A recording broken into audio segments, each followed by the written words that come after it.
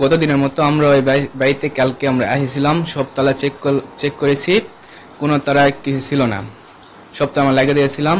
আমি রাতে ঘুমে যাওয়ার পরে সকালে আমার ভাবি আমাকে ডেকে বলে বাড়ি চুরি হয়েছে। আসে আমি দেখি বাইরে যা দেখি সব তালা ভাঙ্গা। আমার দীপ ভাইয়ের ঘরে যা দেখি ভাইয়ার ঘরে সব উলট পালট করে, তারপর আমি উপরে আসি দেখি এর অবস্থা পুরো আছে, সব ভেঙেছে পুরো আছে। গ্রিল কাট এখানে এই পাশে গ্রিল কাটে, 6টা গ্রিলের রিং কাটে ভিতর ঢুকছে। দীর্ঘদিন থেকে আমি এখানে থাকি। কালকে আমি ছিলাম না বাসায়, আমের জন্য খালি আমি বাইরে ছিলাম, আমার বাইরে ছিলাম, ছেলেগুলোকে রাখছি, এর মধ্যে দুর্ঘটনাটা ঘটছে। এমপি সাহেবের বাসায় এই ঘটনা ঘটছে।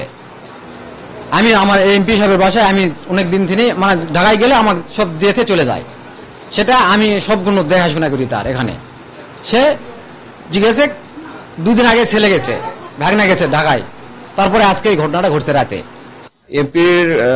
এমপি সাহেবের বাসায় একটা চুরির ঘটনা ঘটছে, এরকম আমরা তথ্য পাইছি। তথ্য পাওয়ার পরে আমরা ডিবি টিম জয়পুরহাট আসছি। আসার পরে এটা তদন্ত ইনভেস্টিগেশন করতেছি, করে দেখতেছি বিষয়টা কি। পরে একটা তদন্ত করার পরে জানা যাবে যে ঘটনা কি আছে।